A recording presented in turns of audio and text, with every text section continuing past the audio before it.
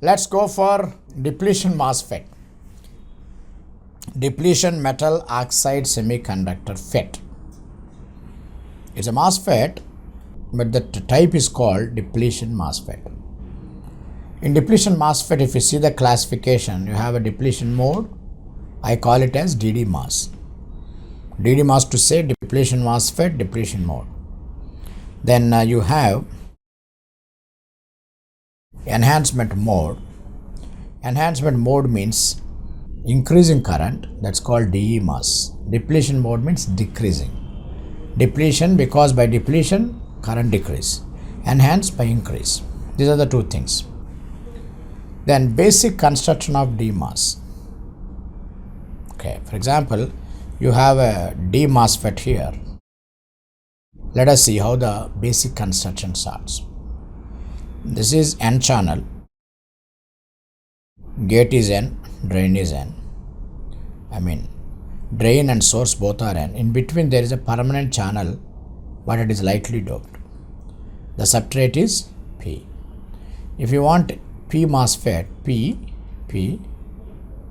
minus means substrate is opposite. Substrate is always opposite to whatever the channel is taken. Of course, we will see why and how they are being manufactured like that. Okay. Second thing is operation. I'll take up an operation of D-MOSFET N channel. Let me first do biasing. As you know, we have to give positive voltage to the drain, negative voltage to the source because source is grounded. This is silicon dioxide layer which increases impedance, input impedance, and this is substrate. This substrate supplies whatever the carriers required according to the voltage given at VGS. I am repeating, this is supply requires whatever the supply is given accordingly, substrate will supply the carriers. If they want majority carriers, it will supply. For VGS negative, they want holes. They are the majority carriers of substrate. For VGS positive, they develop electrons. They are supplied from minority carriers of the substrate. So, substrate is here to provide the carriers. Good. Now, there is no direct electrical connection between gate terminal and the channel. Why? Why there is no direct terminal? Because there is a silicon dioxide layer. When you have a silicon dioxide layer, there is no direct link between the channel. And once the channel is isolated from external world, we can easily say noise and interference has no effect on the device, and input impedance is extremely high. When the input impedance is extremely high, we can say that amplifier is good, or it is more suitable for voltage amplifiers. Then it is insulated layer, silicon dioxide layer in the MOSFET construction that accounts for the very desirable high input impedance of the device. High desirable. High input impedance, as I told you. So let me explain the operation by taking a tabular column here. What is the value of VGS? What is the effect happening? What is the status of current? What is the name of the mode that we give? For example, when you give negative voltage, VGS less than 0, opposite carriers developed, holes developed. Once the holes develop, there is a channel of electrons, there is a recombination. When there is a recombination and because of that, amount of electrons decrease. When the amount of electrons decrease, what will happen altogether? When the amount of electrons decrease, finally what's happening is ID decreases. And such a mode is called depletion mode. VGS is far less than 0. When VGS is far less than 0, what happens is they go for the more holes and more holes are developed. When more and more holes developed, the recombination is more and more, therefore current becomes 0. When current is becoming 0, we call it as a pinch off, and such a voltage is called pinch off voltage. Okay, third case. When VGS is greater than 0, what's happening there? Electrons are developed. drain current increases. Why? Because if some electrons get added to the channel that is existing, automatically current increase. And whenever the current is increasing, as I said, we are calling this as enhancement mode. And VGS 0, what happens? No electrons, no holes developed. But because there is a permanent channel there, ID still flows. Therefore, in D-MOSFET, it's not a question of getting the current or not. We will always get the current because channel is already existing permanently. So in DMOS, it's not a question of existence of current, it's a question of increasing current or decreasing current. Whereas in E-MOSFET, there is a question of whether the current exists or not because there's no permanent channel. So the main difference between enhancement MOSFET and the depletion MOSFET is, in enhancement MOSFET, there's no permanent channel. There may be a current, no current, or may not be current. But in depletion MOSFET, there's a permanent channel, therefore current is always exists. That's good. Let's go for the transfer characteristics. When you say VGS versus ID, you have a current for negative VGS, as I just taken the table now. At one point it is becoming 0, that the voltage is called minus VP. And as you go for the positive, the current is increasing. From here, you can calculate GM. Transconductance is generally calculated from transfer characteristics as GM is equal to change in ID by change in VGS. Change in ID by change in VGS. Then output characteristics. Here, initially, as the VDS increase, initially current increase. It is like a ohmic region of JFET. But as the voltage increase, the carriers increase.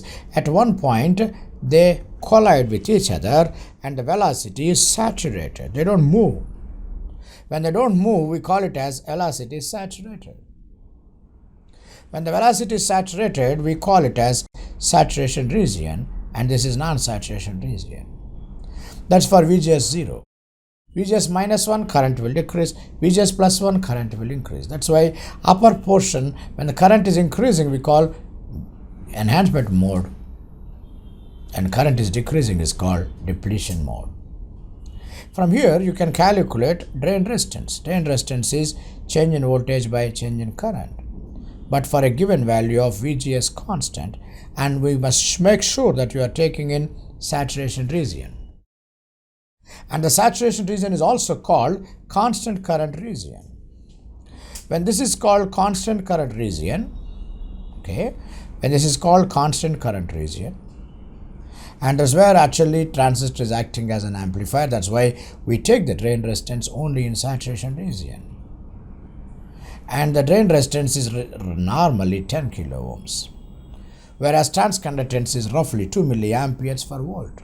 2 milliamperes and 10 kilo will become 2 into 10 milli, and kilo will cancel. Therefore, the maximum value of the gain that we can achieve is 2 into 10, 20. The maximum gain is 20. That means the achieved gain is less than 10. That's why you must have seen in your laboratories and experimenting while doing it, you must have got less than 10, roughly 7 or 8. So MOSFET is a good in impedances but bad in gain. But doesn't matter, by cascading we can still increase that. So this is about output characteristics. Then comes, after every time, I am always doing 3 things in the devices, please. One is the manufacturing, second is the characteristics, third is the equation.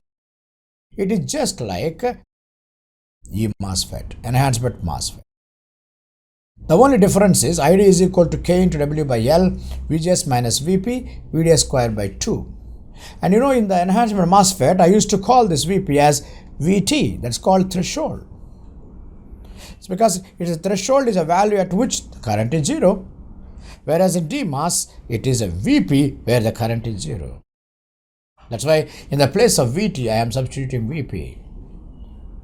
And understand, if VP is generally negative there. Suppose if VP is positive, and then if VP is negative, is assumed as negative, therefore it's subtracted. If VP, and the first one is non-saturation region, this is saturation region. And if you substitute all these values, you can say some constant overall into 1 minus VGS by VP square. Therefore, ID, you can call this total constant as IDSS into 1 minus VGS by VP. It is the saturated region, where VP is negative, just like JFET. This equation is just like JFET equation. It is following. Suppose if both are negative, that will be decreasing.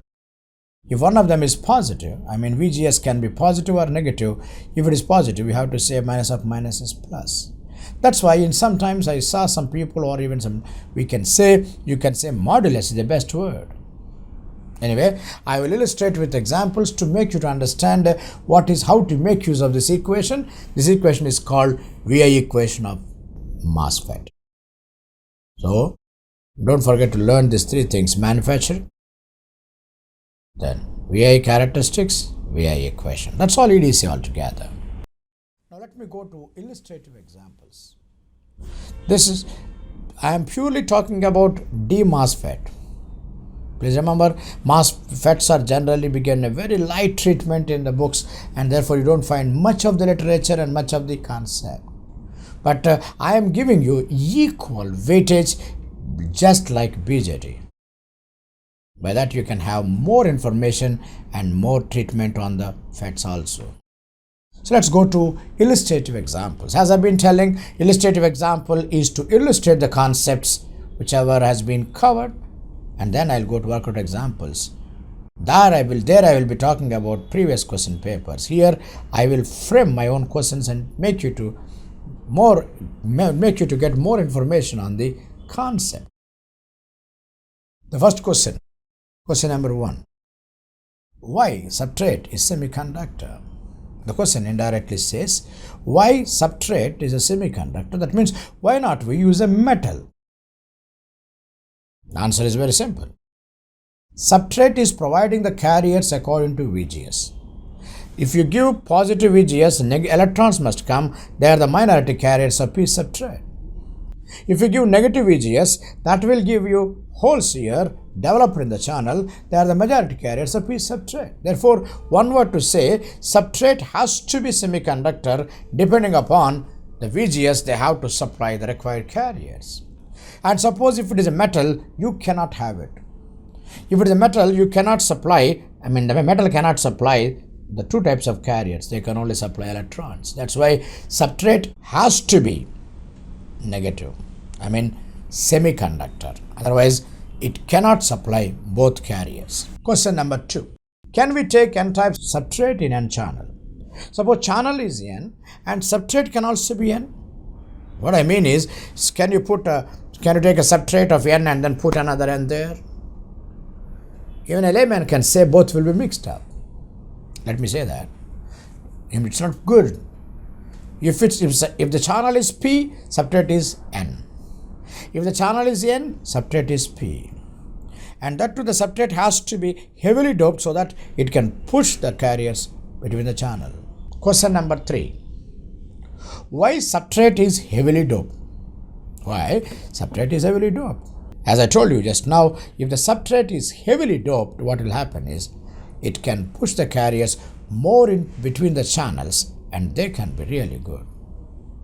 Otherwise, if the substrate is not heavily doped, the carriers that are induced will be spreading over the surface and substrate. Effectively, the amount of carriers that are available is not sufficient. If the amount of the carriers available in the channel is not sufficient, you know what happens? The amount of current will decrease. That's why substrate has to be heavily doped. Question number 4. Why the channel is lightly doped in DMOS? Why channel is lightly doped? That's also answer. Suppose if the channel is not lightly doped, there's a danger.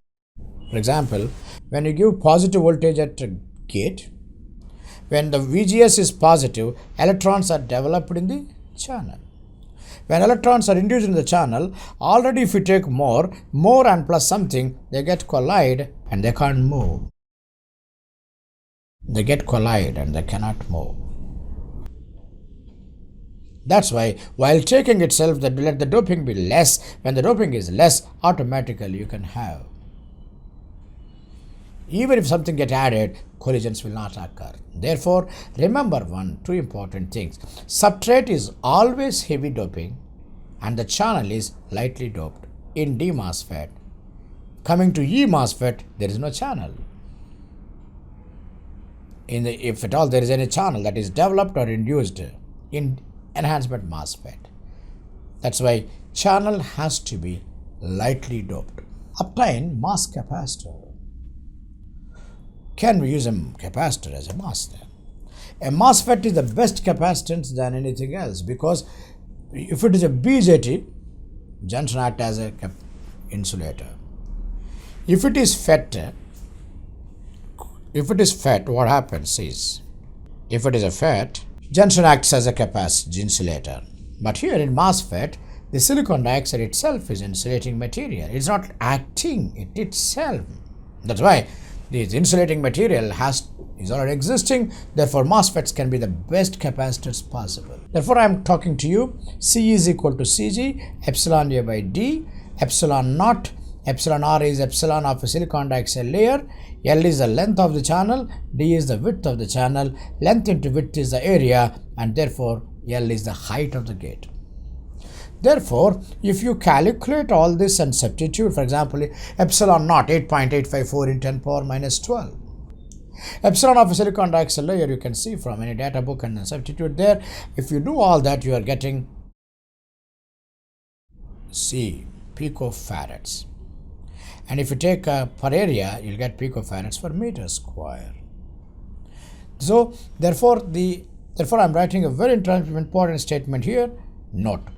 Internal capacitance of all devices is picofarad generally, and hence time constant decreases, speed increases. Internal capacitance of all the devices is picofarads, and therefore time constant decrease. Whenever the time constant decrease, and the speed will automatically increase. Sixth one. Sketch transfer characteristics for n-channel depletion MOSFET with IDSS 10 milli and a VP minus 4. So the two things given in the data. The IDSS is 10 milliamperes and VP is minus 4 milliamperes. For example, VGS 0, because our equation is VGS ID is equal to IDSS into 1 minus VGS by VP. And if VGS is 0, ID is IDSS. Because I am showing the equation here, this equation we follow for all the problems, this equation. ID is equal to IDSS into 1 minus VGS by VP whole square. This equation I am going to follow. So now if VGS is 0, what is ID? ID is IDSS. If VGS is VP, what is ID? 0. Give different values for VGS and estimate ID. For example, if VGS is positive, what happens is minus of minus will become plus, because we are expecting VGS and VP to be negative. If it is positive, it will be plus, then you will have more. So there are three minimum things that I am going to talk to you there. And if you substitute all this, you will get to the database, and with that database, I am going to say 10 milli, 0 milli, 2.5 milli, and then 15.63 milli. So this data, if I put in, I will be getting this. This VP 0 at 1, 15.63 in between this. So this is the actual curve that you have between VGS to ID. Question number 7. Sketch the drain and transfer characteristics of an n-channel depletion type MOSFET. The question, what it means is, take the drain characteristics, from there develop the transfer characteristics. Look at this. This is VGS VP 0. Negative, when you give negative VGS, D-MOSFET. When you give positive MOSFET, enhancement mode, depletion mode. Even for 0, there is a current. Look at here. At VGS 0, what is the current you calculate? Suppose this is 8. So take 0, put it on 8. VGS minus 1, what is this? Then take that value. If it is 4, put that as minus 1 volt. Then VGS minus 2, suppose it is 2, and put it as minus 2. Then finally, if VGS is 1 volt, calculate. If it is 10.9, put the somewhere 1 here. So what a beautiful thing. So if you know the drain characteristics, you can also get the transfer characteristics. So when you have a drain characteristics, you can get a transfer characteristics. That is the meaning of what you call achieving the drain and the transfer characteristics. Okay. And this is called enhancement mode. This negative values are called depletion mode. And from here you can calculate GM. From here you can calculate RD. And GM into RD is equal to mu. That's how you can achieve amplification factor. At the same time, even from this characteristics you can get GM. For example, 0 to 1. So change in voltage is 1. And here 10.9 to 8. That means 2.9. 1 volt by 2.9. Very simply you can say roughly 2 milliamperes. So from the output characteristics you can get the RD, you can get GM. Once you get GM, gain will automatically come. So that's the meaning of what you call the drain characteristics and transfer characteristics together. Question number 8. What are the applications of D-MOSFET? What are the applications of D-MOSFET? That's called depletion MOSFET. Solution is very simple. It can be used as a switch, it can be used as amplifier. Then we get a doubt. Then what is this difference between DMOS and EMOS? That's why I have written both DMOS and EMOS can be used as a switch and an amplifier, but DMOS is preferred to be amplifier, EMOS is preferred to be switch. So DMOS and EMOS both to be a switch and amplifier. Why DMOS is preferred to be amplifier? Because it is not very good switch. Why DMOS is not a good switch? Because it's conducting for positive as well as negative. Anything conducting for positive, how can you use it as a switch? It is true, it can also be used as a switch. For example, you look at the characteristics here. Above VP, current is 0. That is called switching. Problem 9. Draw the circuit symbols of N-channel and P-channel depletion type. Circuit symbols of N-channel, P-channel depletion type. The first thing that you must understand, in a depletion MOSFET, there is a thick permanent line. When you have a permanent line, what do you call it? This is permanent channel. And the gap between them is a silicon dioxide layer. Gate, source, drain. This is silicon dioxide layer. So when the arrow is inside, we call it as N channel. When arrow is outside, we call it as P channel. And understand one thing. It's both N channel and P channel, both I am showing. The only difference between E MOSFET and depletion MOSFET, in depletion MOSFET, thick line, permanent line, because permanent channel. In enhancement MOSFET, it is dotted line because channel is not permanent. Question number 10. What is the relation between D-MOSFET and BJT? Solution. In a D-MOSFET, ID is equal to IDSS into 1 minus VGS by VP. Whereas in BJT, IC is beta times of IB. IC is approximately IE. Whereas in D-MOSFET, ID is equal to IS. You know, not only in JFET, in all FETs, it is true. Because gate current is 0. When gate current is 0, this is direct. Whatever is in the drain will flow in the source. That's why it's first of its kind. Only in MOSFETs we can say current as IDS. Normally voltage is referred with two terminals.